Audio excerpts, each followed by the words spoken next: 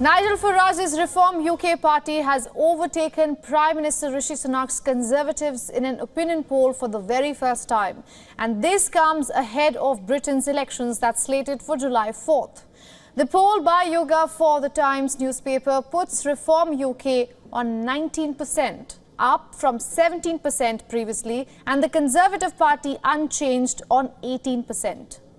The opposition Labour Party topped the poll with 37%. The survey of 2,211 people was carried out between June 12th to 13th, and after Sunak pledged to cut $21.7 billion of taxes for working people in his party's election manifesto. Reform UK's poll rating has risen since Farage, best known for his successful campaign for Britain to leave the European Union, said that he was returning to frontline politics, taking over leadership of the party and standing for election in this election.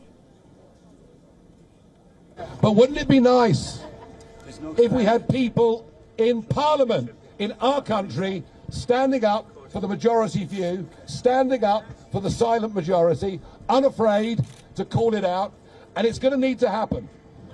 Yes. It's going to need to happen big time, because this election effectively is over. Sunak's campaign has also been hit by sharp criticism after he left D-Day memorial events in France earlier than other world leaders did. Opinion polls show the Conservatives much further ahead of Reform UK, despite overtaking Sunak's Conservatives in Thursday's poll. Reform UK is not forecast to win many, if any, parliamentary seats. Britain has a first-past-the-post electoral system, which means that Reform could pick up millions of votes across the country without winning any Parliament's 650 individual constituencies.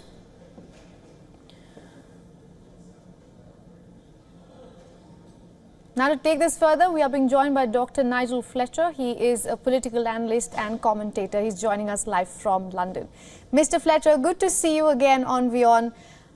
Do you think the Reform UK party is the closest to a far-right party in the UK that it comes? Do you think that the voters the opinion polls are based on, are they riding on the same wave of far-right of the EU, or do you think they just want an alternative to the Tories? Well, I think you're right to say they are the closest that the UK has to some of those far-right parties that we've seen making gains in European elections in recent days. But I think the appeal of Reform UK is based on rather more than that. They are starting to become the repository for a lot of protest votes from voters who want something different, but who perhaps don't want to vote for the Labour Party. And also, of course, Nigel Farage is leaning into the fact that the Labour Party are hugely ahead of the Conservatives in this election. They can see the polls that suggest that Labour will win a huge majority. And he's saying that that means that there needs to be an opposition to the Labour Party. And he thinks that the Reform UK party can be that opposition. But of course, as you say, under the first past the post system, they're not likely to win many seats, if any at all. Nigel Farage himself may win Clacton, but he's unlikely to win any other seats. The effect of what Reform UK are going to do is to deny the Conservatives a whole load of other seats they might otherwise win. And so conversely, what he's actually doing is increasing the Labour majority by doing this. All right, Dr. Fletcher, let me ask you a question that I might ask you even after the election results come. Do you think the Tories would be standing where they are if Rishi Sunak would not be at the helm of power? Well, this is one of the difficult questions about political leaders. How much effect do they have on the actual result? Rishi Sunak was a very popular politician when he was Chancellor of the Exchequer. He was the person who was giving out lots of money to support people through the pandemic. And it's since he's become Prime Minister that his ratings have fallen significantly. But that's because the ratings of the Conservative Party have also sharply dropped. They fell to about the same level we're seeing now when Liz Truss was Prime Minister.